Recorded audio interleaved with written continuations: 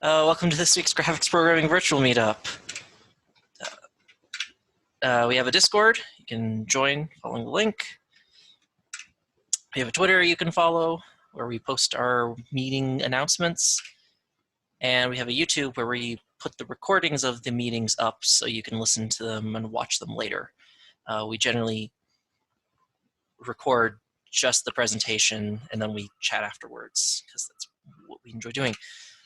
So this week we have a pixel is not a little square, a pixel is not a little square, a pixel is not a little square, and a voxel is not a little cube. It's a paper by Alvey Ray Smith, published in 1995, but revised in 1996 to include the voxel tidbit. And we'll be talking about that today. So a link to the paper hosted on the guy's website. You can find it on various publication places if you would rather. My presentation is summarizing and trying to explain the things that I didn't understand while glossing over the things that I didn't understand so as to not try to make it seem like I know what I'm talking about more than what I actually know. The paper starts with just a description of what the little square model is. He describes the little square model as a pixel being a little box where the coordinates I, J correspond to the box surrounding it, where the center of the pixel is on the integer boundary. As you can see, the dotted line here is the axis, like the if you had a coordinate axis, and then the 1, the 0, the 2, and the 3 are all centered on it. And a pixel is this entire boxed in area. There is also a alternate form called referred to as half integers, where the center of the pixel is on the half integer, where we have this is the half integer formulation where the pixel boundaries are on the whole values and the center of the pixel is on the 0.5, 0.5. Kind of doesn't matter which one you choose, but is a slightly different way to think about it, even if they are both a square centered on a point. Not a point, a square that represents the entire pixel. So the problem is that a pixel is not a square. It is a point sample where that value is the value of the pixel is the value of the sample. When you have a color pixel, it usually means you have 3 samples at a point, and it doesn't denote that you have a box of color as if you're painting by numbers, but you're coloring in squares. An image, then, in at least this context, is a grid of samples, not a grid of squares. You can't view such a grid in a continuous fashion without reconstructing it. Where continuous means a smoothly varying field of colors or values. In the context of digital signal processing, it's kind of saying to actually view it or do anything with it, you have to interpret it in a non-discrete fashion. So we have this reconstruction filter, which is not a single thing, but a class of things. And what it's defined by is the Nyquist-Shannon sampling theorem, in the paper just referred to as the sampling theorem, but I like putting names because it tells me what the theorem is. So because there's a lot of terms being thrown around, I'm going to quickly dive into a bit of digital signal processing to better explain the terms and to help myself learn it, because some of these things were not very clear when I started reading the paper. So the Nyquist-Shannon sampling theorem states that a continuous sample, a continuous wave signal, a continuous signal can be completely represented with discrete samples along it if there is a finite bandwidth using samples that are only 2 times the maximum frequency apart. As put here, if the frequencies of the function are below a b bandwidth, i.e. a frequency number from 0 to b, then you only need points at intervals of 1 over 2b apart.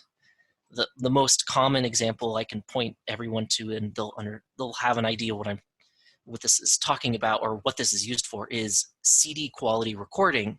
Humans can only hear about 22 kilohertz frequencies. Any higher than that, and the human ear just doesn't respond.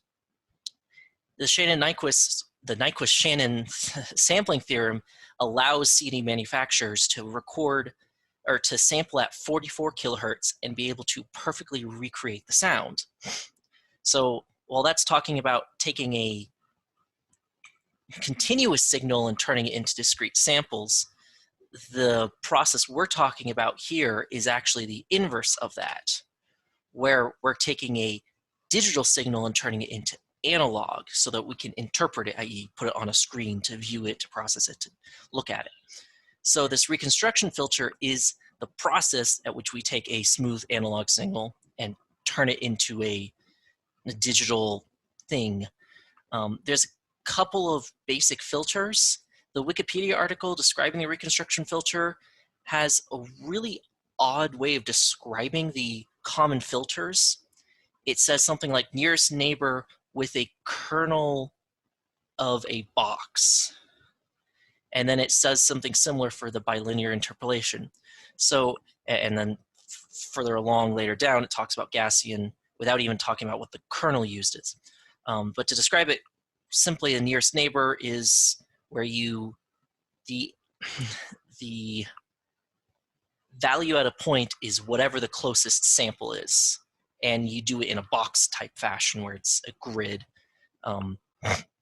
There's also a box filter, which is not strictly nearest neighbor, and that's really confusing. Bilinear interpolation is where you take the close by samples and you interpolate across them linearly. This is what you'd get with a basic texture filtering. Without filtering, without fancy filtering, you get nearest neighbor. Bilinear filtering, there's cubic filtering, and this Gaussian filter is what is being described in the paper. So a box filter, much to my dismay, is not an aquarium filter. I started searching box filter and I got disparate search results, so I added in, I got blurring results, which wasn't what I was looking for. So I told Google to filter out all the blurring things, and all I got was aquarium filters. But a box filter means that you weight all the contributions equally.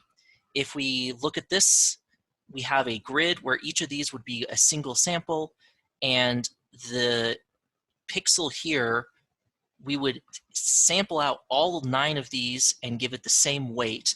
But because there's 9 samples, we need to divide everything by 9 to average out. So each of these only contribute 1/9 of the total. This is the way you're not increasing the brightness or decreasing it after doing this process. So you'd apply this convolution mask filter kernel thingy to every pixel. And this is something you'd find in a traditional digital signal processing class or image processing. This is something you'd use to do MIP mapping, where instead of doing it in 3x3, you do it 2x2. And instead of doing it on every pixel, you do it on every other pixel. So if you're doing a MIP map, you do these 4, and then you shove it into this corner. And then you do these 4, which you can't see the 2 here, but then you shove it into that. And that's how you do a MIP map process, where you're shoving everything down a dimension and then repeating it. So a box filter pairs with nearest neighbor, pretty similar, because it's just you're taking the nearest thing. So a Gaussian filter is what you find in blurring algorithms, where you have a point and you sample the points around it, but with less contribution, so that the most of it comes from the center, but some of it comes from around the edges.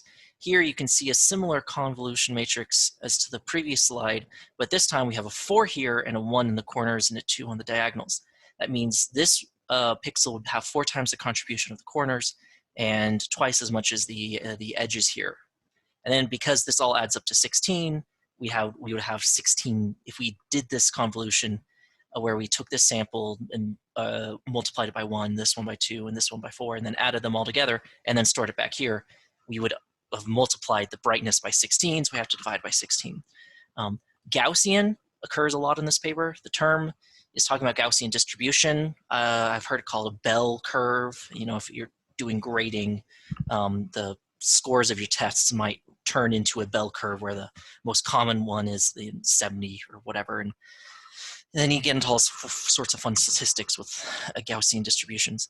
But blurring is what we commonly use it for. It's more true to life. You find a Gaussian distribution in random samples, so it would make sense you'd want to use it if you're trying to recreate a physical process. I found this image on Wikipedia. It's a nice comparison of the different filtering, where a box filter is this square, and the Gaussian is the orange. And yeah, but the triangle is also called a tent filter. And that was not a Wikipedia article I could find, but that's because there's probably different names for it. And you can see that the different contributions over the different distance from the center of the sampling, where Gaussian is much wider relative to its height. The others can be scaled and adjusted, except that only the tri-weight here has a smooth fall off, or actually not only, but the box, the triangle, that name I'm not going to pronounce, and the coro and the, I guess it's just that. Yeah, some of them have a smooth fall off here, and some don't, and I think that's important for reasons. But this is the filter, not the interpolation style, where you can change the size of the filter, but that doesn't alter how you weight the different samples based off their distance. And so we have the different means of sampling here. We have a nearest neighbor, we have a linear interpolation, and a cubic where we take in multiple samples near a point. Cubics are much more accurate, but much less quick to compute. That's why we often result to bilinear filtering in real-time stuff, because it's very, very fast, even if it produces artifacts. So you can see here there's a lot, yeah. Owen says he loves the graphic, and I love it too, because it's so very clear how the two-dimensional variant works. A lot of the digital signal processing content I found online was one-dimensional or two-dimensional, and they use different terms, and trying to map one to the other, because one Wikipedia article was written this way, and it was a bit confusing. Finding this was very, very helpful. So let's get back to the paper. Diverged enough on digital signal processing. The first figure is this diagram that shows a 5x4 image, which is a rectangular grid of samples. We have a reconstruction filter, which is a truncated Gaussian. I'm assuming truncated because it's a hard cutoff rather than a out to infinity, which I believe is correct Gaussian, where it never actually reaches 0, but after a while it does. So it practically reaches 0, so we can truncate it. So we draw those.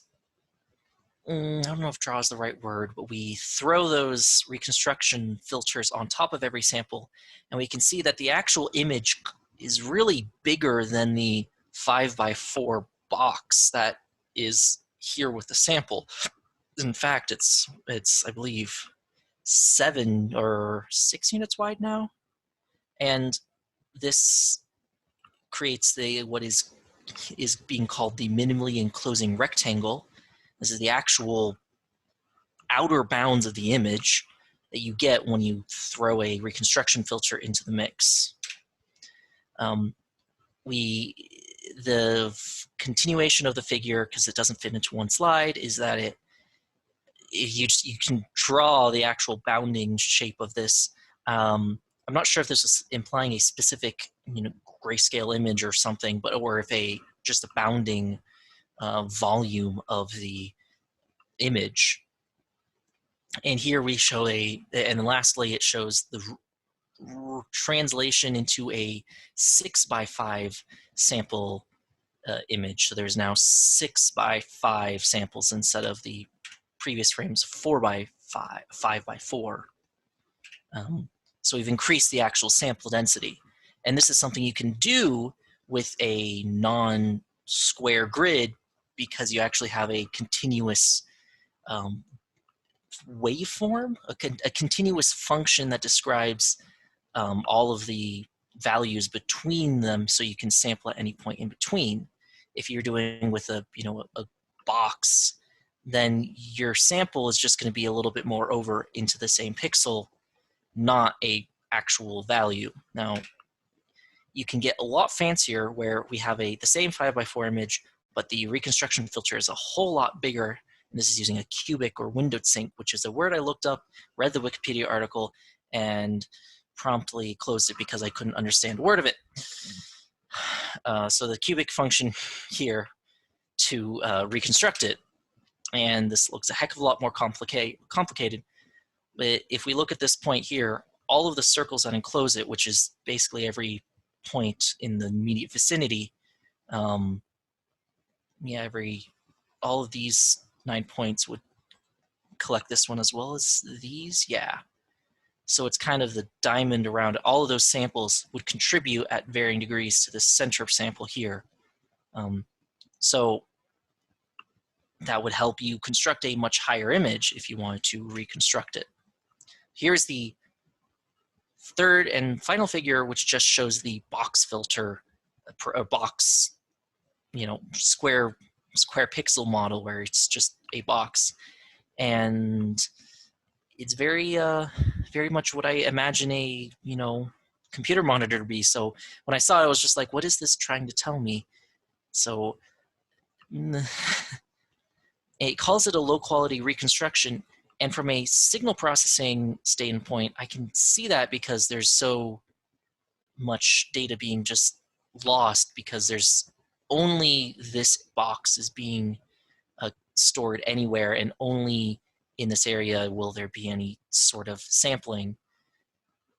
And whether that's continuous or anything like that, you're not really as informed, possibly.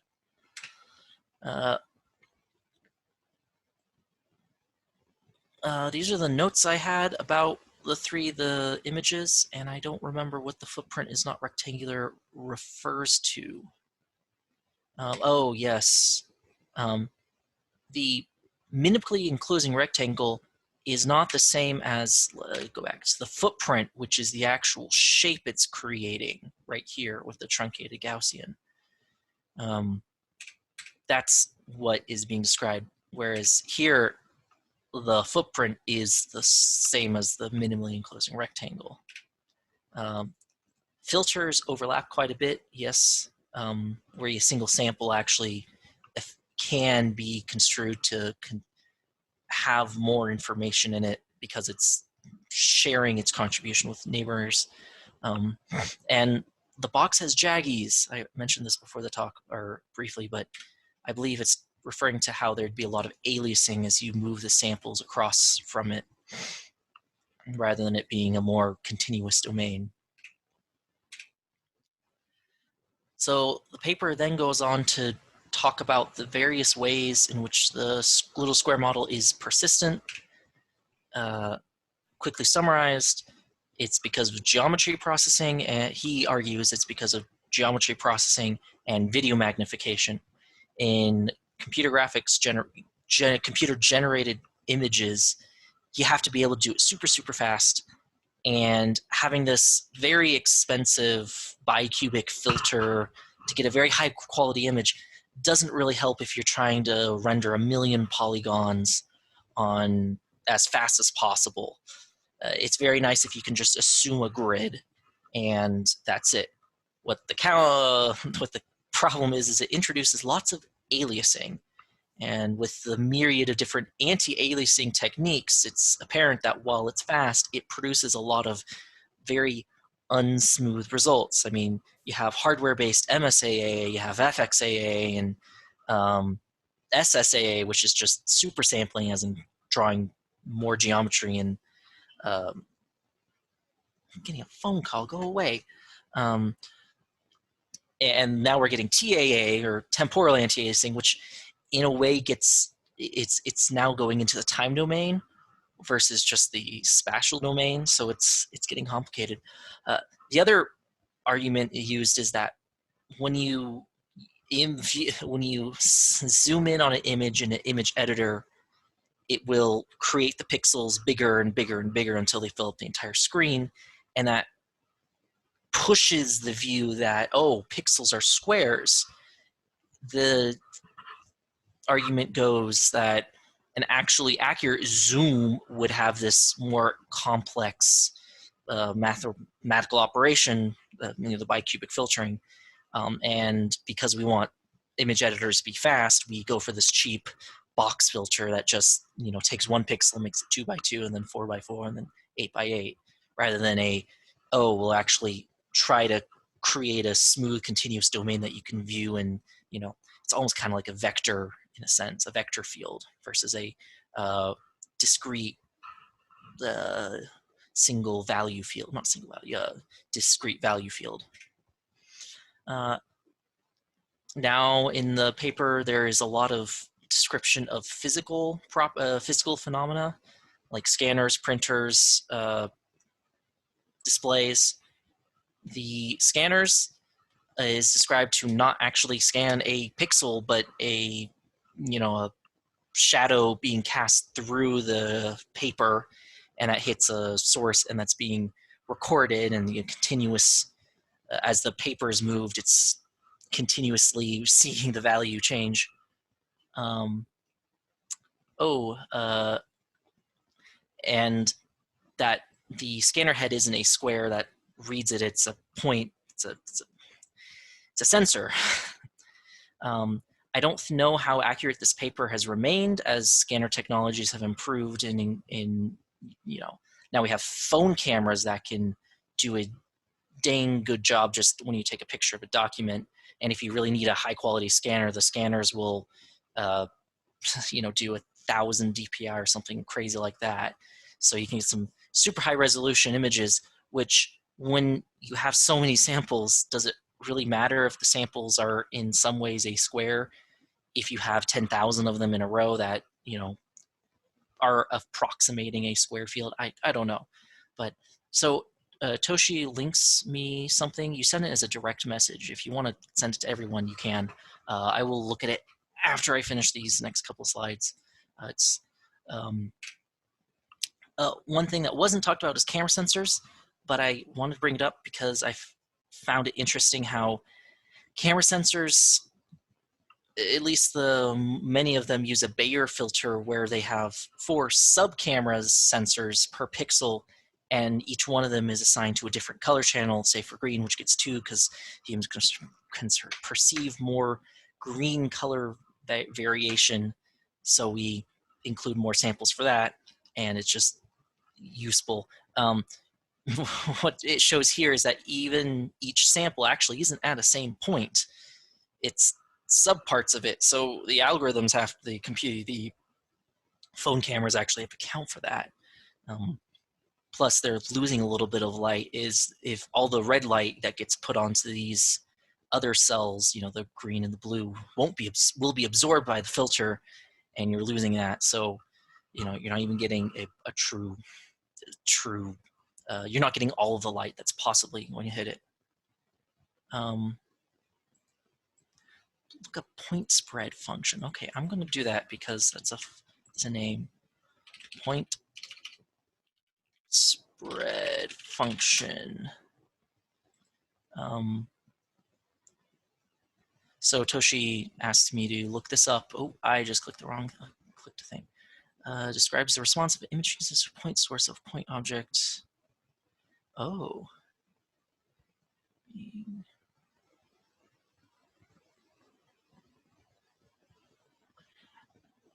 Interesting.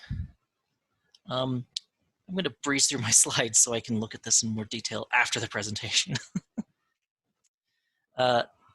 Something that was a lot more prevalent in the author's heyday was CRTs. CRTs are infamous for not drawing a pixel on the screen. Instead, they use this cathode ray that zooms across the screen, and it changes its brightness as it zooms across. And then to actually produce colors, there's this shadow mask where the light is gone through it, and because of the location of the shadow mask, different phosphors, which are the red, blue, and green blobs, are energized from the electron beam to varying degrees of strength based on how strong the electron gun is going. And so there's different shadow masks, which means different arrangement of colors. You've probably seen a variation of one of the two right ones here, where this is just vertical lines and the electron gun is going horizontally back and forth. This mask here is something I remember seeing, and I believe it's the Trinitron display by Sony. They had a patent on it, and it looked really good at the time.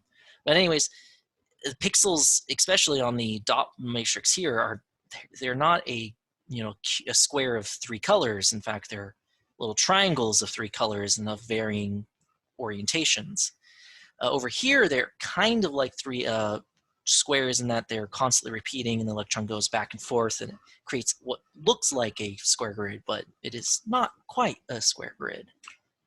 CRTs are old technology. Almost everyone uses LCDs or in OLEDs, as it were, which use self-emissive LEDs rather than a backlight.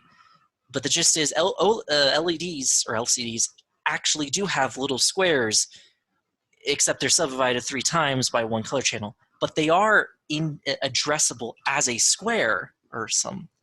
Yeah, I have pentile display on here, in Toshi. So it doesn't surprise me that the square model persists, because you look really close at your monitor right now, you'll probably see 3 little stripes in a little square pattern.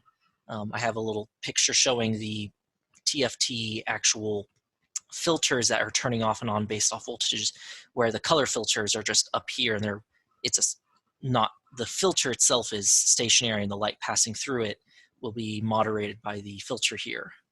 OLEDs are self-emissive, so there's not backlight. They're emitting the different colors, and they use a pentile display, which is a different pattern, and it's pentile for 5, and it's a little look it up, but it's not a square. So we're back to the no, pixels aren't squares debate. There's a description about printers, but I didn't fully understand the technology of the time and nor of today, so I'm not going to try to reiterate something I didn't fully understand. What is proposed, though, is a discrete continuous mapping. Queenix. Oh, is this the is this the pentile pattern you're talking about? Yeah, this is very similar to the pentile display. Okay, pentile display, sorry. Okay, you beat me to it. I was searching it. Yes, here is an actual pentile display. I didn't copy and paste the image from Wikipedia, but here it is. So you have the 5 arrangement, but it's kind of like a cross with a splotch in the middle. So that's what pentile looks like. So that mapping that is proposed is one that you put all the integers on, you put all the samples on integers just because it's simpler, and your boundary edge is always going to be 1/2 of the filter width away from the outermost integer column boundary. So if your filter width is 4 and you go from 0 to your width or your height, it's going to be -2 from on the left and the side, left and top, and then it's going to be your width +2 or +1, and your height +1 as your actual outermost boundary. He also makes the argument that y should be increasing downwards. I appreciate the dogmatic argument because, oh, it's how TVs work, it's how file formats work, therefore that's how it should work. It's a great argument. If that can't tell, I'm being a little sarcastic. There's still a debate today which way y should go, and I'm not sure we're any closer to settling that. But regardless, a description of how you downscale an image has got a bit cerebral for me, but he describes how you create such a image. Image is not the right word. You take an image of known sample, and to downscale it by a half, you would have to do that minimally enclosing rectangle, but that's really an emergent property of the reconstruction filter you're using. And it kind of bended my brain to think about how you have a continuous way of analyzing the image so that you can take a sampling at any arbitrary sample rate. Yeah, emergent property. Yeah, this is, if you're downscaling an image, the very naive way to do it is for every 2x2 block, you just average out all 4 of those pixels and put it into the 1 pixel. I described this earlier. Whereas with a more true to life one, you'd have your reconstruction filter showing, oh, well, this area uses these 4 samples with varying qualities. Now you can actually sample inside that rectangle, minimally enclosing rectangle, anywhere you want. So if you wanted to do a half sample, a box filter way would pretty much just be going from the upper left corner of every 4, whereas a more true to life one would, you could put it in the middle and then actually average out the area around it. You could even, incorporate a blur into it if you really wanted. I guess it is kind of blurring. Anyways, that's basically everything I have. Is there any questions? Feel free to unmute if you would rather not type. So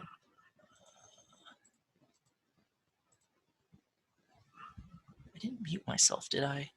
No, I don't think I did. I still can't see people, which is very annoying. Participants. Oh, okay, I don't see anyone talking. Okay. I found the little thing that shows me microphone stats. So minimally enclosing rectangle is just a 2D bounding box of the footprint, right? Yes. I won't claim to know exactly what that entails, but that's generally referring to that a 4x3 image is, it's more than just a 4x3 box, because how you interpret those samples matters to actually how they are, actually interpreted. It's kind of like there's a lot of things to take away from audio processing for understanding this 2D image processing. I kind of wish I had more time to really dig into that, but work to do and other things. Ooh, a link to do bicubic upsampling. The annoying thing I noticed with audio is that the audio frequency, for human hearing is 22 kilohertz. So there's always a maximum change you can do between samples. And that's, defined by the Nyquist-Shannon theorem that you only need 44,000 samples a second to adequately convey a frequency response. That would just go back and forth from 0 to 22,000 and back. But with images, that isn't quite so obvious, because you have 2 samples next to each other, and 0 to 1 and then to 0 to the next pixel. That's technically the max frequency, but what it really is what is the frequency of the input image, and that doesn't have a hard limit like audio does for our human hearing. Obviously, if you're doing audio for whales or other, not whales. Whales can listen much lower than we can, but they don't. I'm trying to think of animals that have much higher frequency, like dogs can hear a lot higher. So Toshi links this basic image resampling. So this looks like a really nice link to work through to understand how you'd actually do it using a cubic filter. The paper is very light on practical things, so I appreciate this. And I kind of wish I had it up 2 hours ago when I was reviewing my slides. Hi, can you hear me? Yes. Hello? Hello. Hi. From what I extracted, the talk, the purpose is that a pixel is not a square, but so the reason why, well, I heard kind of conflicting things. I heard it renders as a vector, or is it not a square because it just goes through so many kind of different filters? I can Yeah. maybe explain that a little bit. So this paper takes a really very much a signal processing kind of idea, treating an image as a two-dimensional signal. But the square thing is so baked into the hardware, right? We've got pixels on monitors, we've got DPI for printers, that it's very common to have that interpretation that we have little squares, right? Because the hardware makes that assumption, and these filters are applied to get good values for those little squares. Right. But maybe that helps. But at the end of the day, it's still a square on the monitor. Right, but if you think about image pixels held in an array, it's discrete samples of a signal. Okay, Right. I see. I can maybe also speak to this a bit. Go ahead. So one of the things why, so this paper takes like an image kind of resampling approach, which I think is a really interesting way to look at it. Because on one hand, like pixels being squares is kind of obvious, right? Because you look at your screen and I mean, there's squares there in some sense. But when you start like warping and maybe rescaling images, like maybe you have a game that's at low res and you're displaying it on a high res monitor or vice versa. There's assumptions about pixels being square and box filtering that you could do with that. That all breaks down. And then it kind of makes more sense to maybe look at this in a signal processing sort of way, kind of like resampling audio and resampling images. And then there are additional complexities that come into how images aren't audio. And if you apply like audio processing techniques to images, you can get additional artifacts that you want to avoid. One other really interesting thing is that pixel artists will also sometimes do anti-aliasing, even though their images aren't designed to be viewed at kind of one-to-one scale, because then the pixel art would be tiny. And what this very much is kind of making the image look more natural in some sense, reducing kind of the pixelization of it. Kind of baking in a little bit of a sampling technique there, right? Kind of, so yeah. you're distributing that data across multiple pixels then, right? It's also good now the paper mentions CRTs because as you might have seen, pixel artists working on really old consoles would sometimes actually kind of design their art specifically so that when the CRT filter in some sense is applied to it in the end, it looks more like what they want. So that's not even a square model at all.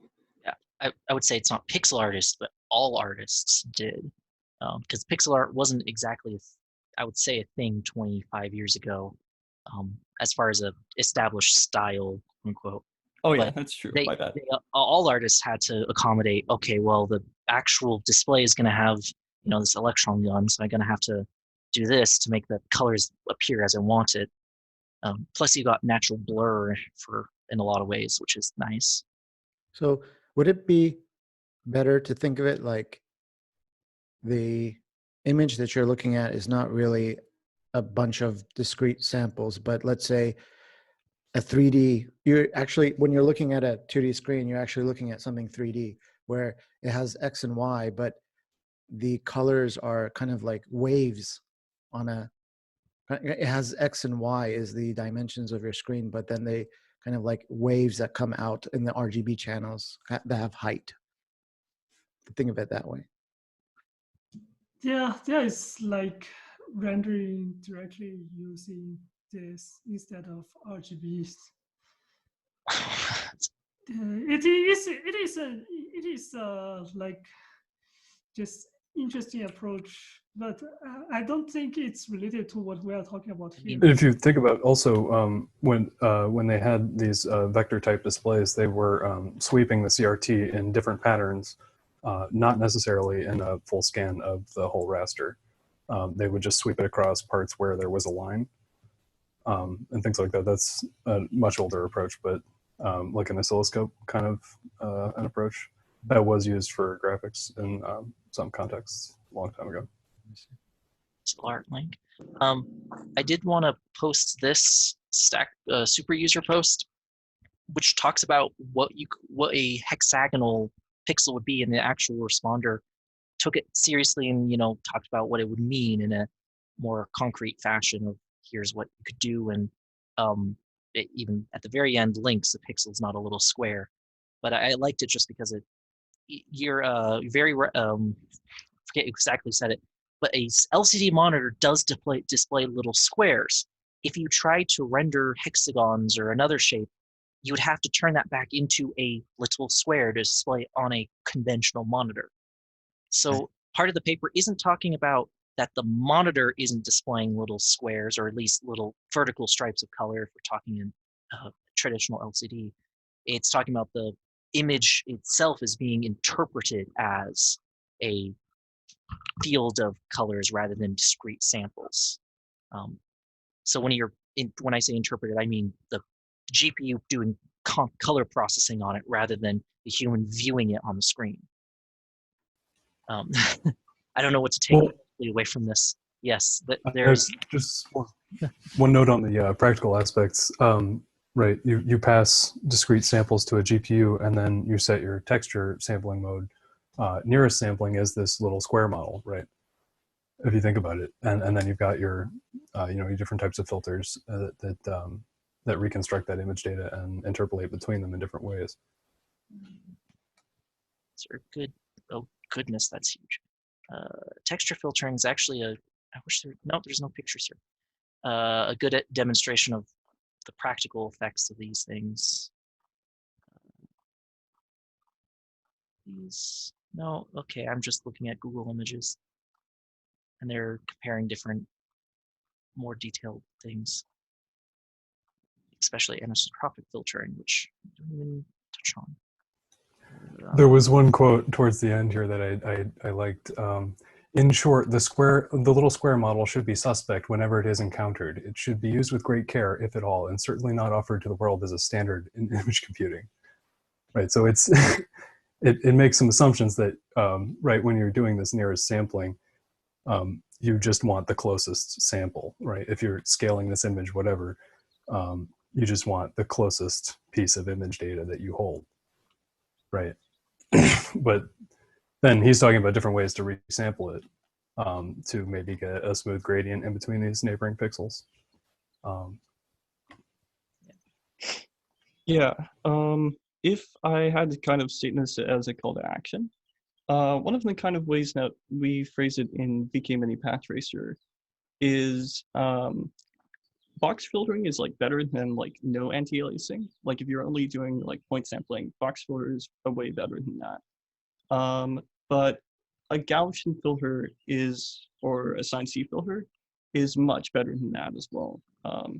It's kind of like if you're in a position where you're like, maybe I should do nearest neighbor stuff, or maybe just a box filter, and that's all right. Think about kind of what you're doing, how you're representing the image, and maybe a higher order filter would be appropriate. Or maybe a box filter is fine. There are cases when maybe you want to do a custom thing as well. It can be almost an aesthetic thing. Well, mathematically, they're both high pass or low pass filters. You're getting rid of the high frequencies. Either way, it just comes down to detail and details on the sampling. That's a very good way to look at it. Yeah, this very much takes a signal processing approach, treating an image as a 2D signal. Okay. That makes sense now. So oh, point sampling. I did at least want to touch on this bad boy, which is a fun bonus kind of thingy where the goal is to try to display characters that are sub-pixel in size. And this image is, can I make this bigger? This is if you were to get really close to a monitor, this is what you'd be seeing, where you actually have the red, green, and blue channels as 3 separate columns in which to work with. So this is 1, 2, 3, 4, 5, 6, 7, 8, 9, 10 pixels wide, or maybe it's 19 because there might be a pixel gap. This is 19 pixels wide, and it's all 0 through 9 digits. I found it interesting because it's pixels are more than, here we have these, this is what the out rendered image is, and it's playing with what a pixel quote unquote is, because it's creating a meaningful value display out of things that aren't intended to be used like that. So I just thought I'd share that. So that's a cool one. I'd seen that before, and that makes assumptions about the specific geometry of the screen. Oh yeah, if you have anything other than the LCD red, blue, green vertical stripes, it will not work. I would kind of like to see it on an OLED, but I'd have to get a magnifying glass to actually see the damn pixels. So, whereas on a cheap TV or cheap monitor, the pixels are big enough you can actually see them. So there's still conversation going on in the chat, and I don't have anything else to really say. There's a fascinating article, designing custom anti-alias to look for rotating upscale pixel art. Okay, let's follow this link. Yes, and this was a really interesting article where this person wanted to upscale pixel art, but he wanted to have it look like pixel art, as opposed to like if you're upscaling a photorealistic image. But also like when you do it kind of in the standard way using a box model, you get jaggies, basically when you point sample kind of this upscale result. So what he did was he kind of developed this technique where he anti-aliases the edges of these upscaled pixels, which is really fascinating. And what you can kind of think of this is your pixel art is a bunch of point samples. You turn them into a continuous function using a box filter. So you have like all of your square edges, and then kind of you like rotate and upscale this continuous function. And then when you're turning it back into kind of screen pixels, then you use an anti-aliasing filter. So there's been a half dozen links of actual practical examples of where this paper is trying to make sense of. That was not good English. Sorry. You're fine. I have so many links I can send about this. It's a really interesting topic for me. Glad you Yeah, there's a reason it's a discussion that's been going on for 25 years here. This paper is 25 years old. Yeah. I like how the most out-of-date things about it are the technology, not the concepts. Right. Yeah, we're dealing with the same stuff now. And not even the technology to a large extent, other than CRTs. Scanners and printers still scan and print. This is awesome. The Meister has a lot of really good blog posts about all sorts of fun graphic stuff. So does related sorry. Related to the camera thing that you brought up, I thought that was a really good extension of the scanner discussion he had, because you think about what's happening there. It's got a footprint where it's sampling light, and then you're generating one single value from that footprint.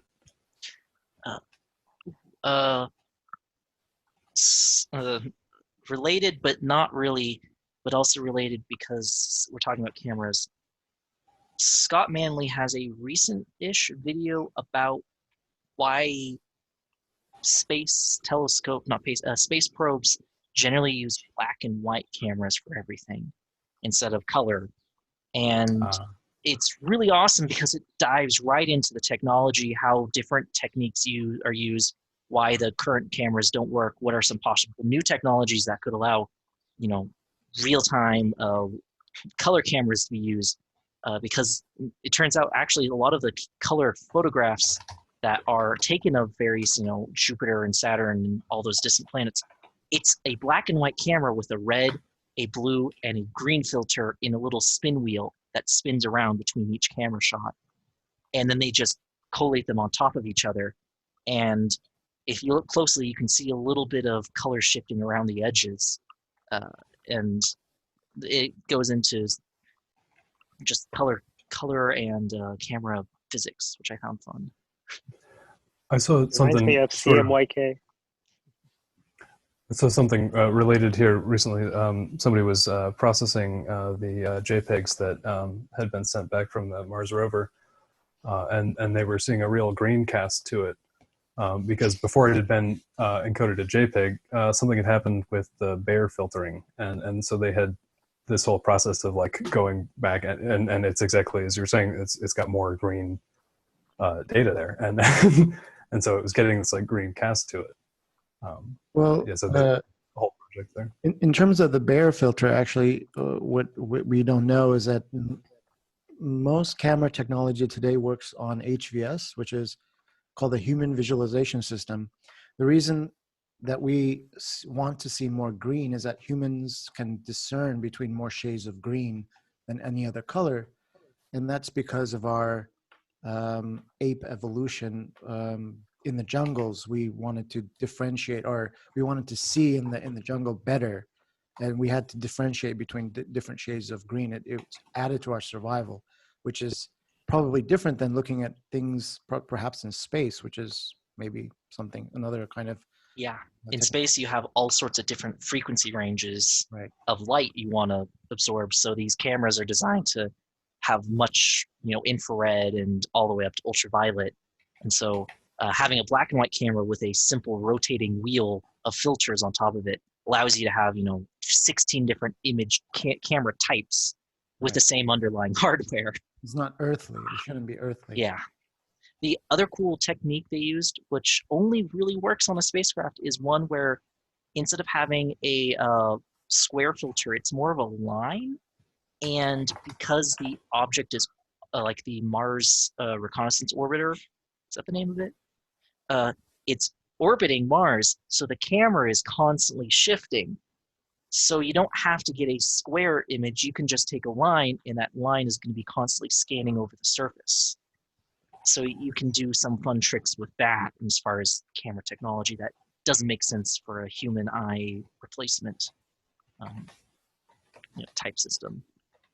So, I think we've had plenty of conversation and discussion. Are we still recording? I think we should stop so the video isn't 3 hours long. Yeah, sure. Let's stop recording now.